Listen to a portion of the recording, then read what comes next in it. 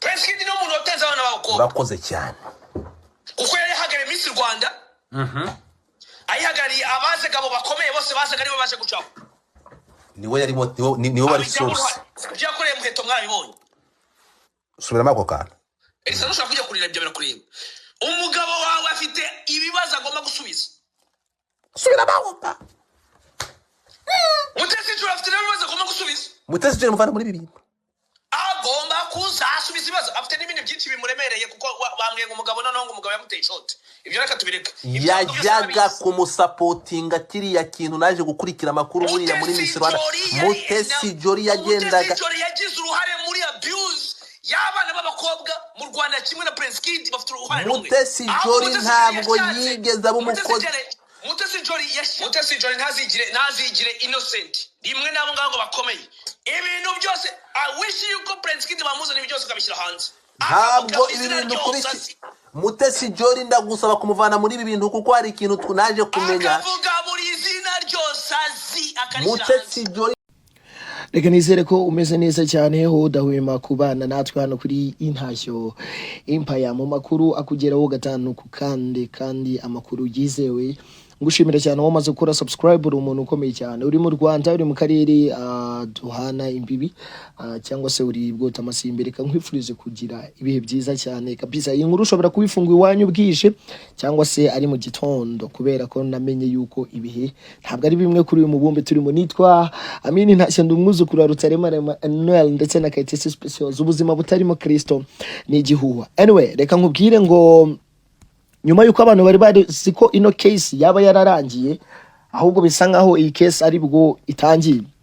nyuma yo kuburana ku bujurire bwe bwo kutorezwa mu Rwanda nyuma yaho afatiwe muri Amerika atorotse ubutabera bwo mu Rwanda urukiko rwa Texas rwategetse ko yoherezwa mu Rwanda akaza gukora igihano cye ndimo ndavuga Prince Kid nkubwire ko uyu nguyu yaburanye asaba guhabwa ubuhungiro kuko ngo aje mu Rwanda ataba yizeye umutekano we avuga ko Miss Elsa akaba n'umugore we yatanze ubuhamya avuga ko ibyaha bashyizwe we byari binyoma kuko nawe yagerageje gushaka uko agaragaza ibimenyetso by'uko arengana ariko nawe ahita atabwa muri yombi Prince Kid we yaburanye avuga yuko impamvu yo gusaba ubuhungiro ari uko ubwo yateguraga Miss Rwanda hari ibyo atumvikanyeho na bamwe mu bantu bakomeye hanyuma bakoresha imbaraga zabo bamushyiraho ibyo byaha ubu rero tuvugana mubwire ko nyuma yo kuburana kuri ubujurire bwe rero bwo kutorezwa mu Rwanda ubu ngubu urukiko rwa Texas rwo rwategetse ko yoherezwa mu Rwanda akaza gukora igihano cye mu gihe bimeze gutya imihanda rero hari inkuru nyinshi cyane BABALAO ndetse na Godfather abangaba kuri live bare bakoze kuri TikTok bavuga yuko Prince Kid agomba kuza akagira ibintu byinshi asobanura cyane ko ngo burya ngo na Mutesi Jolly yongeye kugaruka muri case ngo nawe hari ama pourcentage burya ngo yaryagaho ngo hari ibintu bitari fair ngo hari ibintu byinshi bidasobanutse uyu mwana w'umukobwa uherutse kuzuza miliyoni ku rubuga rwe rwa Instagram ngo nawe burya ngo bishobora kuba byamuhama igihe cyose Prince Kid yaba yamaze kugera mu Rwanda BABALAO avuga yuko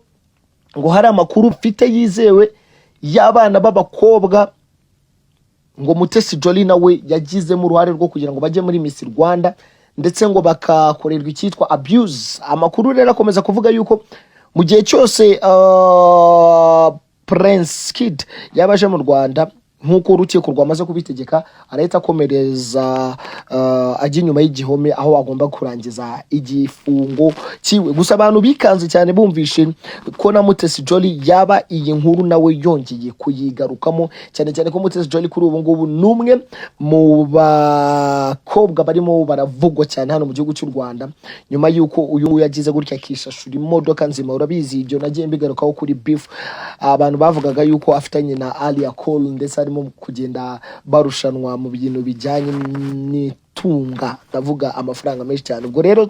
ndaza nkomeze ngukomereze ngurebere what's going on what's popping hagati y'aba bombi ni igiki kirimo kirajya mbere kabisa ariko sinagenda nakubwiye ngo Cyber Cafe IT Clinton nibo bambere ukeneye